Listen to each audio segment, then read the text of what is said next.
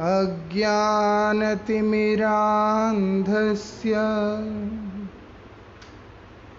ज्ञानाञ्जनशलाकया चक्षुरुन्मीलितं येन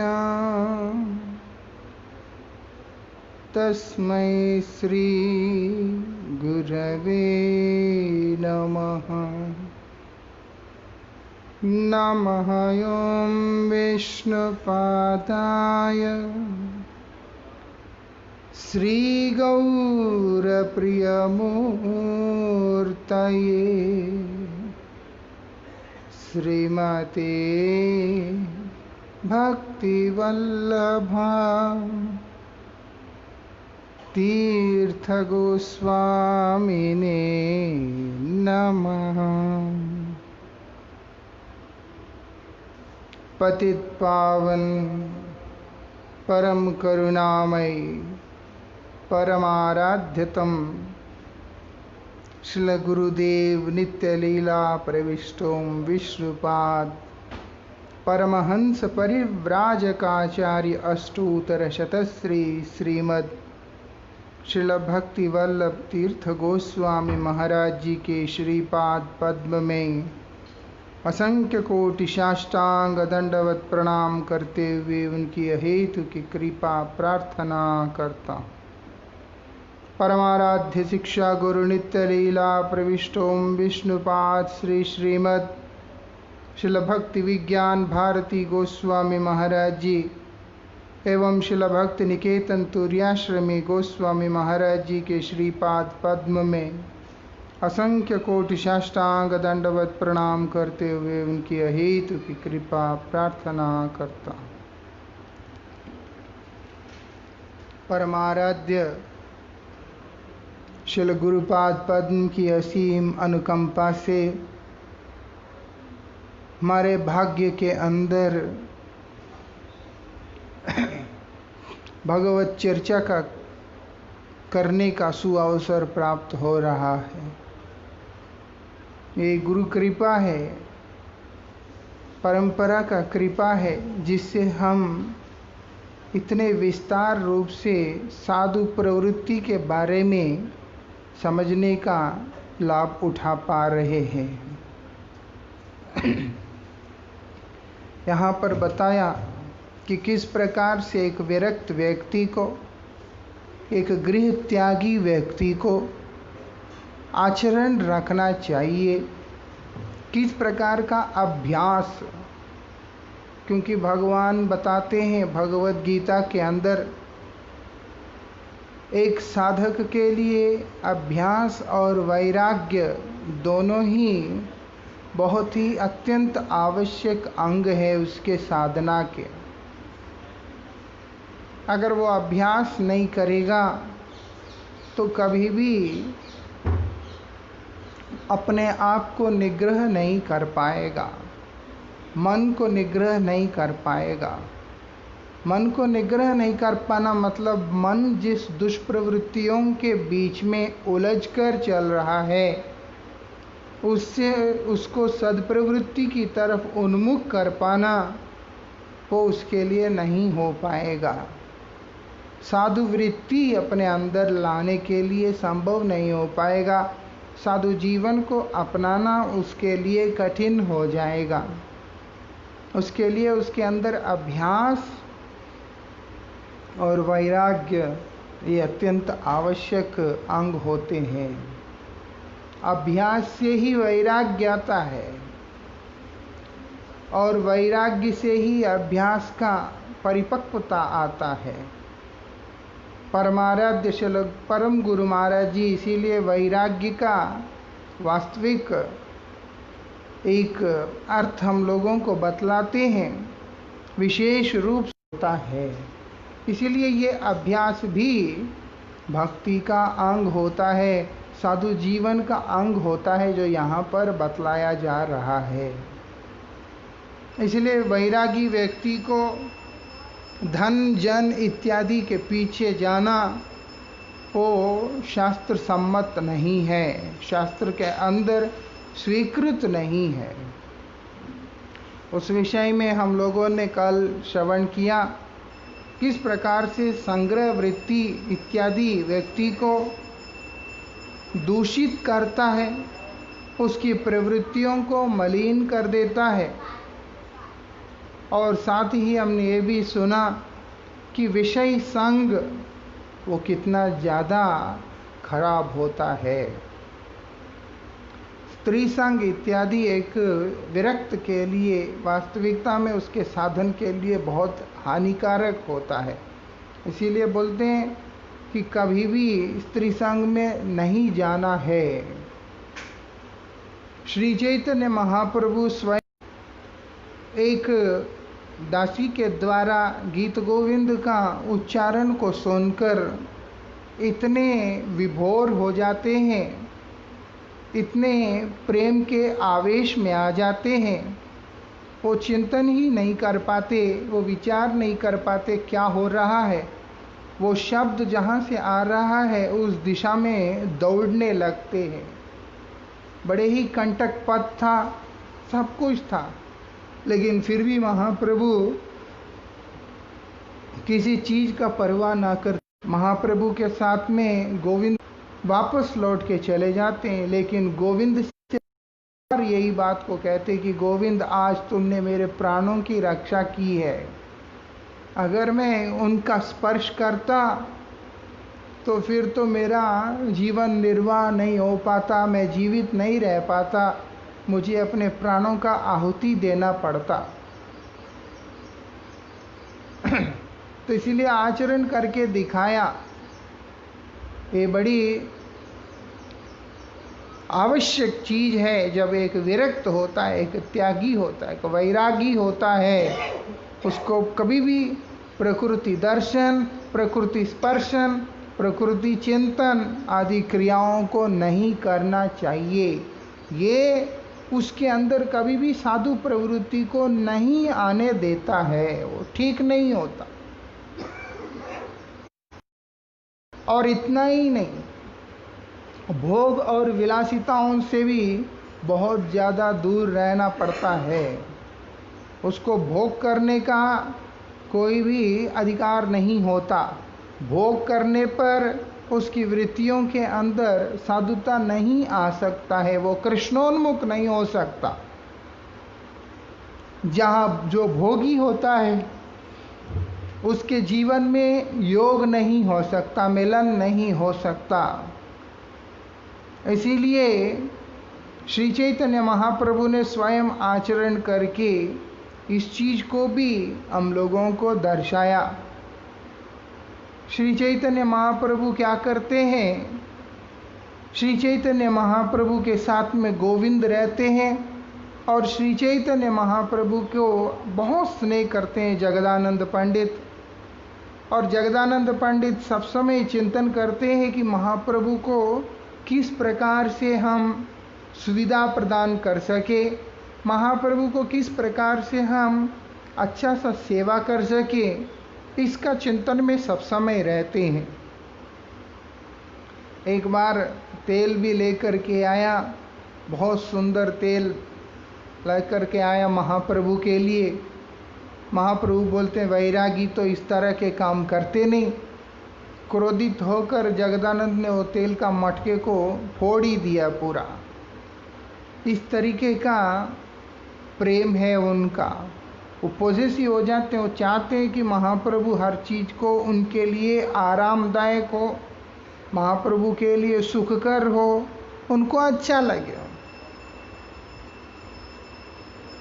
अभी जगदानंद पंडित ने देखा कि श्री चैतन्य देव की अंत्यलीला काल में आखिरी के जो 12 वर्ष हैं पूरी धाम के अंदर, इतना ज़्यादा वो उसमें आविष्ट होते थे। स्वरूप दामोदर के साथ में बैठकर राधा कृष्ण की एकांत लीलाओं का चिंतन करते हुए उसमें ऐसे विभोर हो जाते थे, वो क्रंदन करने लगते पूरा। और उसके बाद जितना देर चर्चा हो रहा है, वो चर्चा समाप्त होने के बाद एकांत में अपने कमरे में बैठकर उस गंभीरा में अपने सर, अपने मुख को जमीन के ऊपर लगा करके इधर से उधर, उधर से इधर घींचते रहते थे। हाथों से दीवारों में ऐसे ऐसे रगड़ते रहते थे। बहुत कुछ इस तरीके से क्रियाओं को करते थे जिससे कि उनके श्रीअंग में से रक्त निकल के आ जाया करता था। और जैसे ही प्रभात में कोई पूछता है कि प्रभु क्या हुआ, एकदम मासूम से हो जाते थे, मानो कि उन्हीं को स्मरण नहीं है कि क्या हुआ रात्रि को। और वास्तविकता में वो प्रेम की उस चरम अवस्था का आस्वादन कर रहे हैं, इसीलिए सत्य ही है कि उनका बाह्य ज्ञान रहता नहीं है। ये सब चीज़ें देखने के बाद जगदानंद को इतना कष्ट हुआ, तो जगदानंद ने क्या किया, बहुत सुंदर सा कपड़ा एक लाकर उसको सिलकर उसमें रुई भर के तकिया और गद्दा बनाकर गोविंद को दे दिया।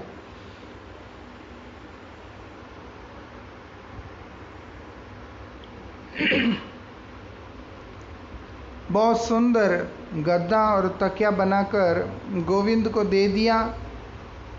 ये बोलकर इसको प्रभु के कक्ष में तुम बिछा देना। और गोविंद को तो डर लगता है, फिर भी जैसे तैसे हिम्मत करके जब कमरे में बिछाया, महाप्रभु प्रसन्न नहीं हुए। महाप्रभु ने बोला इसको उठा के बाहर फेंको। गोविंद को श्री चैतन्य महाप्रभु आदेश देते हैं कि इसको अभी उठाओ और बाहर फेंको। आज तुम गद्दा लेके आओगे, कल को पलंग लेके आओगे, परसों दिन तेल लेके आओगे, कुछ और लेके आओगे और मेरा धर्म को तुम लोग भ्रष्ट करोगे। बोलकर क्रोधित होकर उन्होंने बोला इसको उठा के बाहर फेंको। और स्वरूप दामोदर को बोलते हैं कि तुम लोग सारे मिलकर मुझे विषयी बनाने में व्यस्त हैं। महाप्रभु के ऊपर ये विषयी या भोगी का बात श्री चैतन्य महाप्रभु के ऊपर लागू ही नहीं होता। लेकिन महाप्रभु यति का वेश धारण करने के कारण, संन्यास आश्रम को धारण करने के कारण, वैरागी का लीला करने के कारण वहाँ पर आदर्श आचरण करते हुए जगत को शिक्षा दे रहे हैं कि वैराग्य साधु का भूषण होता है। देवहूति को, माता देवहूति को भगवान कपिल बोल ही रहे, तितिक्षस्व कारुणिक सूर्य सर्वदेही नाम अजात शत्रु शांत साधवा साधुभूषण। ये जो साधवा जो है वो होगा तो ही वो साधु भूषण पूरा होता है, और वो होगा तो ही वो तितिक्षस्व हो सकता है, वो कारुणिक हो सकता है, सूर्य सर्वदेही नाम हो सकता है। जो स्वसुख वांछा की कामना करने वाला व्यक्ति, जो अपने इंद्रियों को तर्पण करने के लिए प्रयासरत व्यक्ति कभी भी साधु नहीं हो सकता। उसके अंदर कभी किसी के प्रति दया का भाव, प्रेम का भाव, क्षमा का भाव इत्यादि नहीं आ सकता है। इसलिए ये अभ्यास बहुत ज़्यादा जरूरी है।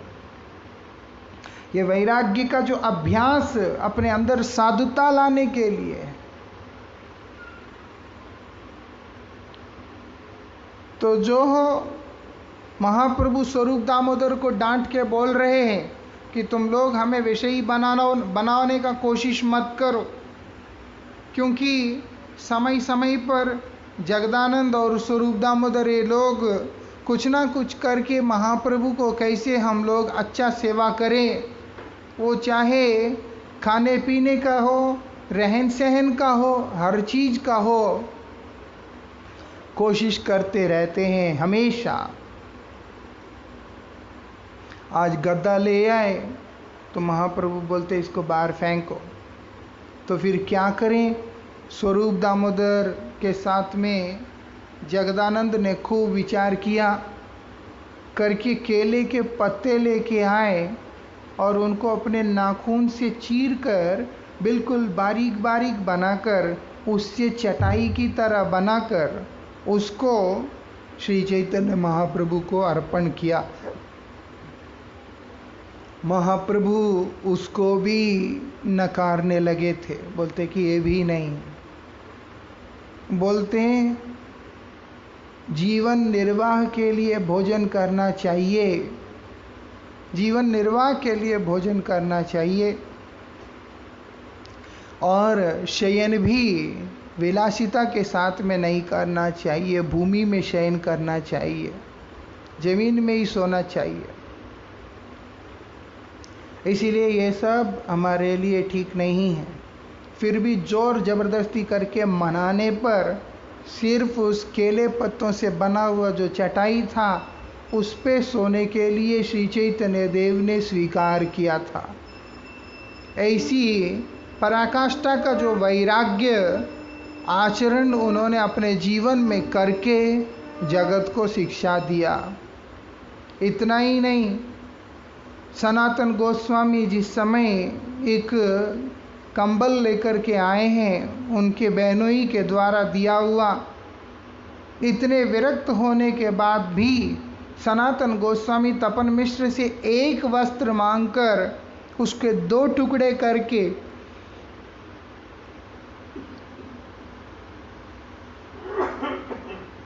केवल मात्र उसी को पहनकर इतने कम कपड़े, प्रधानमंत्री के पद छोड़ के आने के बाद इतने कम वस्त्र धारण करके जब सनातन गोस्वामी श्री चैतन्य देव के सम्मुख में आते हैं तब भी महाप्रभु उनके कंधे पर रखा हुआ वो जो कंबल है उसी को और देख रहे हैं, इशारा कर रहे हैं कि ये भी ठीक नहीं है। तब जाकर सनातन गोस्वामी एक व्यक्ति को वो देकर उसका पुराना कंथा लेकर के आते हैं, तब जाके महाप्रभु प्रसन्न होते हैं। एक विरक्त जितना वैराग्यपूर्ण जीवन व्यतीत करता है, महाप्रभु उसको उतना ही अधिक पसंद करते हैं। महाप्रभु का कृपा उसके ऊपर उतना ही अधिक रूप से आता है, क्योंकि जहाँ भोग है वहाँ भक्ति नहीं हो सकता। जहाँ भोग है वहाँ पर बुद्धि काम नहीं कर सकता। जहाँ ऐश्वर्य है वहाँ बुद्धि काम नहीं कर सकता।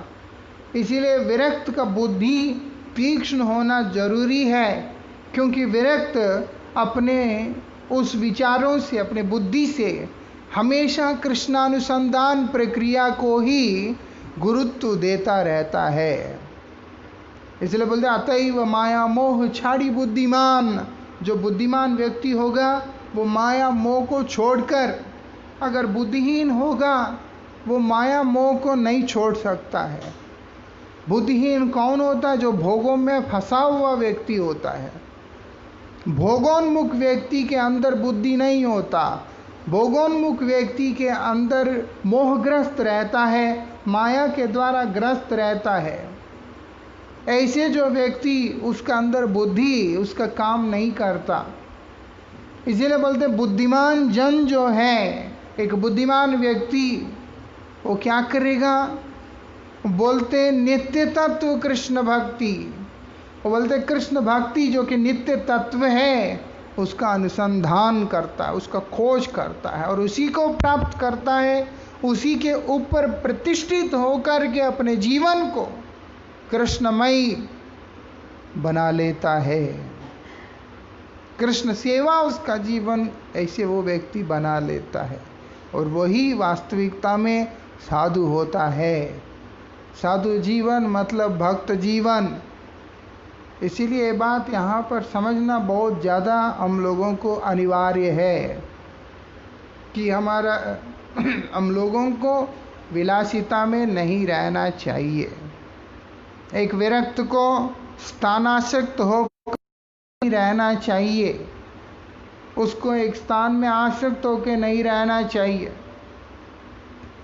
समय के अनुसार स्थानांतरण करते रहना चाहिए।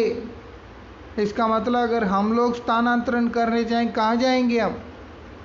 बोलते हैं स्थानांतरण का अर्थ ये भी होता है, एक तरह से अनासक्त का अर्थ ये भी है कि जिस स्थान पर है, जिस कार्य में है, उसको लेकर के व्यक्ति को पॉजिटिव नहीं होना चाहिए, डेडिकेटेड होना चाहिए, समर्पित होना चाहिए, भगवान के प्रति समर्पित होना चाहिए, भगवान के सेवा के प्रति, उनके साधन के प्रति।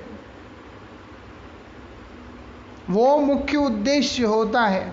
परमाराध्य श्रील गुरु महाराज जी इस बात को बोलते हैं कि स्थान का महत्व नहीं होता, अगर उद्देश्य ठीक है तो स्थान का कोई महत्व नहीं होता।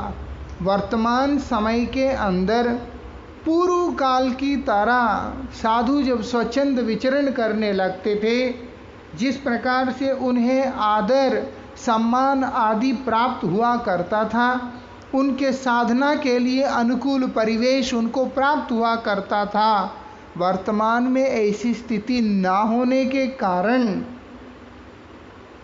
हम लोगों को गुरुस्थान में ही रहकर साधन करना चाहिए। नहीं तो गुरुस्थान सीमित नहीं होता, जैसे भगवत कृपा सीमित नहीं होता, गुरु कृपा सीमित नहीं होता, ऐसे गुरुस्थान का भी कोई सीमा नहीं होता। श्री गुरु के पदचिन्हों के ऊपर चलने वाले जितने भी समर्पित साधक इस ब्रह्मांड के जिस भी कोने में रहते हैं, वो जहाँ रहते हैं वही गुरुस्थान हो जाता है, क्योंकि गुरुदेव उनके हृदय में नित्य निरंतर वास कर रहे होते हैं। लेकिन वर्तमान समय के हिसाब से, आधुनिक समय के हिसाब से जो समाज का स्थिति है, उसके अंतर्गत इस प्रकार से स्वच्छंद विचरण करते हुए साधन करने वाले साधकों का जो साधना सुरक्षित नहीं हो सकता, क्योंकि दुस्संग का प्रभाव ज़्यादा है।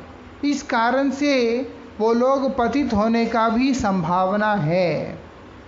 इस कारण से गुरुस्थान का निर्माण हुआ, उसी गुरुस्थान में रहकर गुरुगृह में गुरुदेव के विचारों के अनुगत में रहते हुए साधना करते रहना चाहिए। इसलिए हमारा आसक्ति का केंद्र गुरुदेव, हमारे आसक्ति का केंद्र उनका दिव्योपदेश, हमारे आसक्ति का केंद्र उनका दिव्य आचरण होना चाहिए, ना कि जिस स्थान में रह रहे हैं उस स्थान के ईंट पत्थरों के द्वारा निर्मित इमारत होना चाहिए। तब जाके व्यक्ति वैरागी होकर के सेवा कर सकता है। स्थान में आसक्ति नहीं रखना है बोल करके स्थान को नकार देना, वो भी ठीक नहीं होता। वो आश्रय प्रदान कर रहा है, वो भी गुरु सेवा का एक हिस्सा है। इस कारण से उसका संरक्षण करना भी एक उत्तम सेवक का धर्म होता है। लेकिन आसक्ति का केंद्र उसका उस स्थान पे नहीं होता है। उस स्थान के जो अधिदेव होते हैं श्री गुरु और भगवान, उनके ऊपर ही होता है। इस प्रकार से हम लोगों को साधना करना चाहिए, इस प्रकार से हम लोगों को सेवा करते रहना चाहिए। यहाँ पर बताया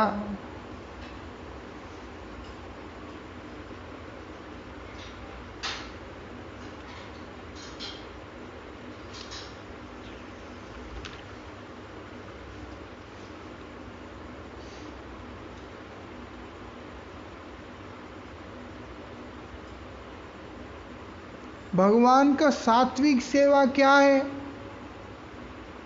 बोलते हैं भगवान का सात्विक सेवा आडंबर वाली सेवा को सात्विक सेवा नहीं माना गया है।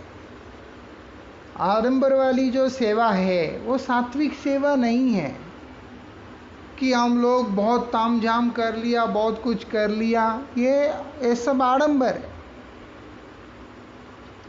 सात्विक सेवा क्या है?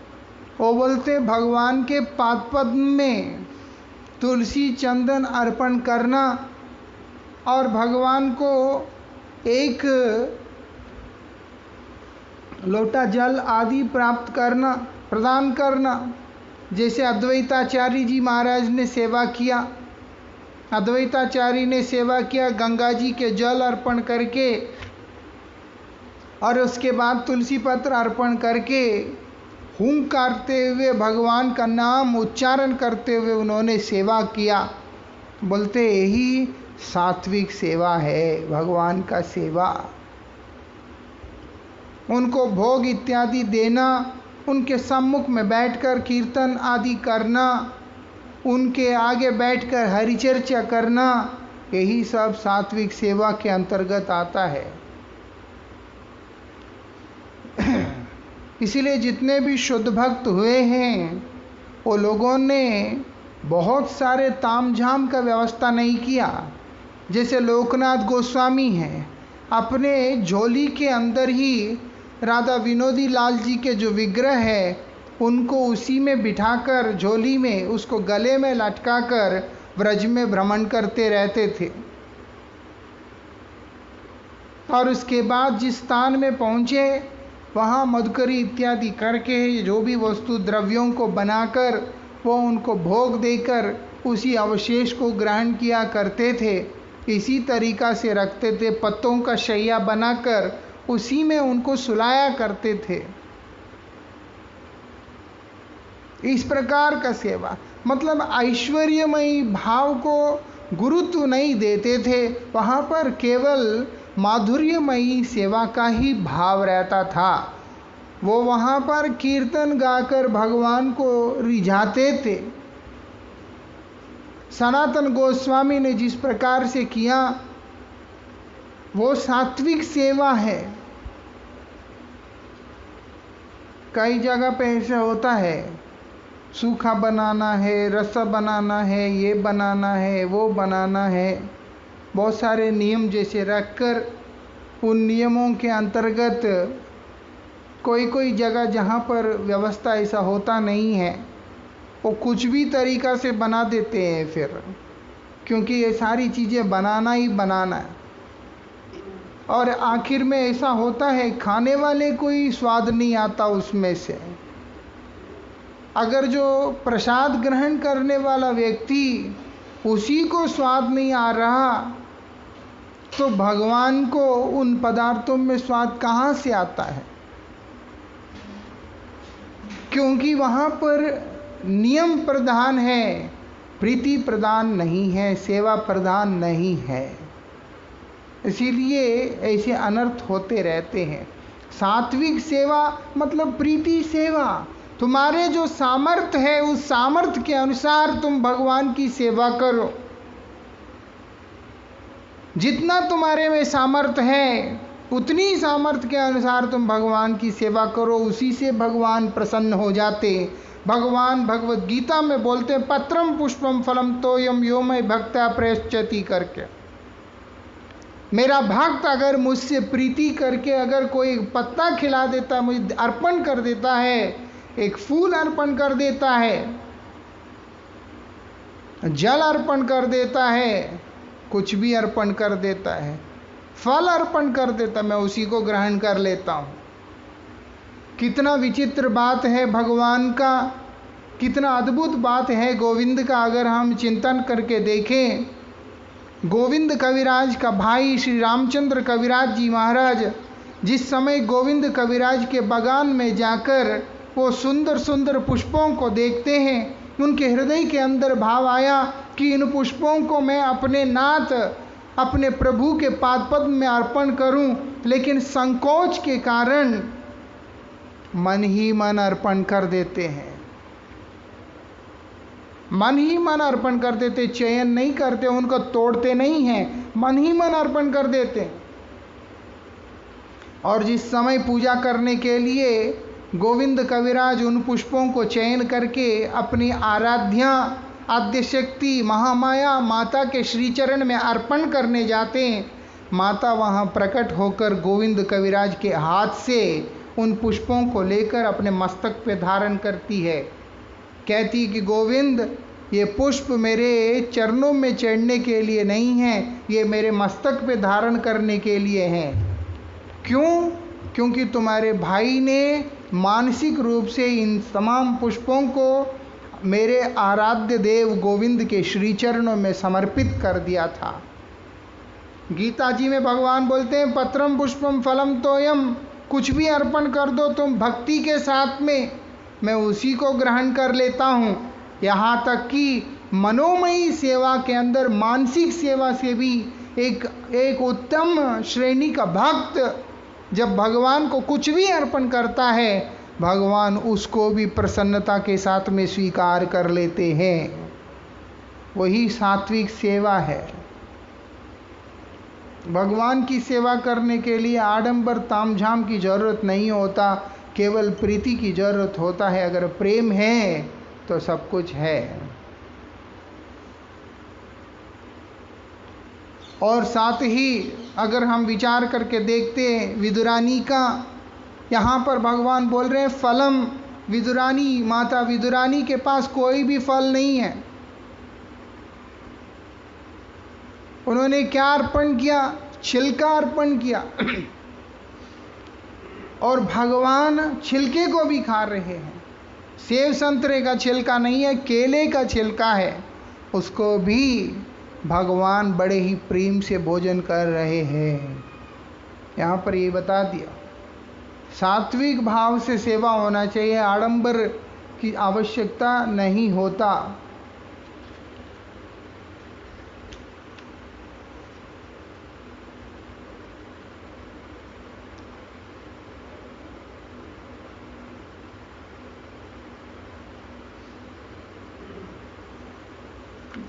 क्या बोलते हैं वहाँ पर, तुलसी की मंजरी जो है, कोमल कोमल जो मंजरियाँ, उसको तुलसी दल कहते हैं। जैसे बीच में मंजरी होगी, दो तरफ दो कोमल कोमल पत्ते भी होते हैं। इस तरीके से इनको अर्पण करने मात्र से ही भगवान प्रसन्न हो जाते हैं। भगवान को और कोई आडंबर और कोई वैभव की जरूरत नहीं पड़ता। ये विशेषता है वहाँ पर। यहाँ पर बताया गृहस्थ एवं त्यागी दोनों के लिए कृष्ण नाम मंत्र दीक्षा एवं गुरुकरण आवश्यक है। चाहे गृहस्थ हो चाहे त्यागी हो, उनको कृष्ण मंत्र ग्रहण करने की आवश्यकता है, गुरुपाद पद्म का आश्रय करने की आवश्यकता है। साधु कोई ऐसे नहीं बन जाता। साधु बनना है, साधुता अपने अंदर लाना है, तो साधु का पाद पद्म का आश्रय ग्रहण करना ही होता है। इसलिए बोलते हैं जो संग से ही वो रंग चढ़ता है। साधुओं का संग करने पर